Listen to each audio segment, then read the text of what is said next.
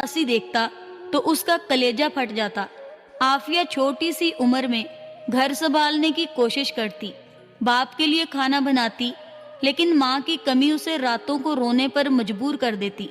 جمیل نے اب کام پر جانا بھی چھوڑ دیا تھا، کیونکہ وہ سوچتا تھا میری بچی نہ اتنی بڑی ہے نہ اتنی چھوٹی، میں اسے کس کے سہارے چھوڑ کر جاؤں۔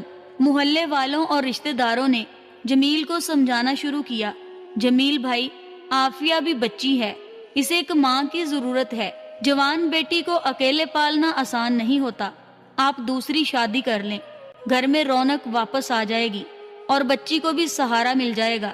جمیل پہلے تو انکاری رہا، اسے ڈر تھا کہ ستیلی ماں نہ جانے کیسی نکلے، لیکن اس نے عافیہ کو میلے کچیلے کپڑوں میں اکیلے گھر کے کام کرتے دیکھا تو اس کا دل پسیج گیا۔ اس نے سوچا کہ شاید کوئی عورت آ کر اس بچی کے سر پر ہاتھ رکھ دے۔ رشتہ داروں کے دباؤ اور بیٹی کی بہتری کی خاطر جمیل نے دوسری شادی کے لیے حامی بھر لی۔ یوں اس گھر میں نسیمہ کی آمد ہوئی۔ نسیمہ ایک غریب گھرانے کی عورت تھی اور بظاہر بہت خوش اخلاق اور شریف نظر آتی تھی۔ شادی کے ابتدائی دنوں میں اس نے جمیل اور عافیہ کا دل جیتنے میں کوئی کسر نہ چھوڑی۔ وہ عافیہ کو اپنے ہاتھوں سے کھانا کھلاتی، اس کے بال بناتی اور اسے میری بیٹی کہہ کر پکارتی۔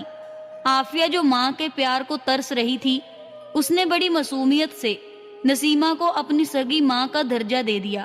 وہ بھول گئی دنیا میں ستیلی ماں کا رشتہ کتنا نازک ہوتا ہے۔ جمیل بھی مطمئن ہو گیا کہ اس کا فیصلہ درست تھا۔ اس کی بیٹی کو دوبارہ ماں مل گئی۔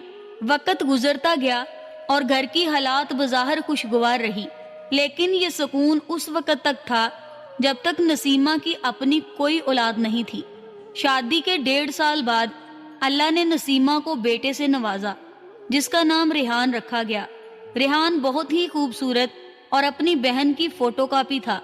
عافیہ اپنے بھائی کو پا کر بہت خوش تھی، لیکن نسیمہ نے بیٹے کی پیدائش کے ساتھ ہی فطرت کا رنگ بدلنا شروع کر دیا۔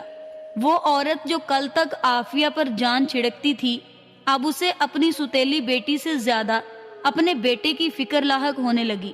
شیطان نے اس کے دل میں وسوسے ڈالنا شروع کر دیے کہ جمیل کی ساری کمائی اور جائیداد تو اس کی لاڈلی بیٹی عافیہ کے جہیز میں چلی جائے گی، یہ تو پرایا دھن ہے، میرے بیٹے ریحان کو کیا ملے گا۔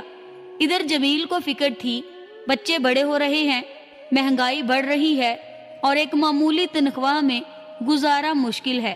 عافیہ جوان ہو رہی تھی اور جمیل جانتا تھا